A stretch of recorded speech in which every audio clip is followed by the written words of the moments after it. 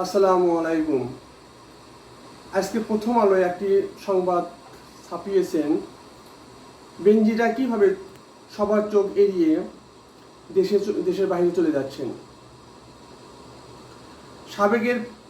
সাবেক পুলিশ মহাপরিদর্শক বেনজির আহমেদ সম্পদের অনুসন্ধানে দুদক কমিশন গঠন করা হয় 18 এপ্রিল। এরপর সংস্থাটি অনুসন্ধানে বেরিয়ে আসে বেনজির ও তার পরিবারের সদস্যদের বিপুল সম্পদ।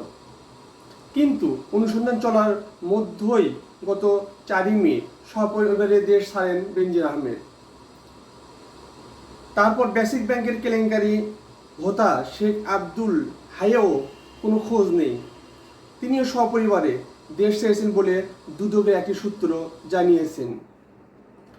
দেশ ছেড়ে পালিয়ে যাওয়ার পর ভারতে ধরা পড়েছেন ব্যাংক ও আর্থিক প্রতিষ্ঠান থেকে নামে বেনামে 3,500 কোটি টাকা আত্মসাৎ করা প্রশান্ত কুমার পিকে হালদার। প্রশ্ন উঠেছে, দুদক, গোয়েন্দা সংস্থা, পুলিশ সহ বিভিন্ন সংস্থাকে ফাঁকি দিয়ে কিভাবে এই আলোচিত ব্যক্তিরা বিদেশে চলে গেলেন, নাকি তাদের বিদেশ চলে যাওয়ার সুযোগ করে দেওয়া হয়েছে। আর যে অনুসন্ধান চলতেছে বা আইনি ব্যবস্থা গ্রহণের কথা বলা হচ্ছে, এদের কি লোক দেখানো কিনা, এটা সবার মনে একটি প্রশ্ন জেগেছে। এই প্রশ্ন পক্ষে আপনাদের মতামত জানাবেন। ধন্যবাদ।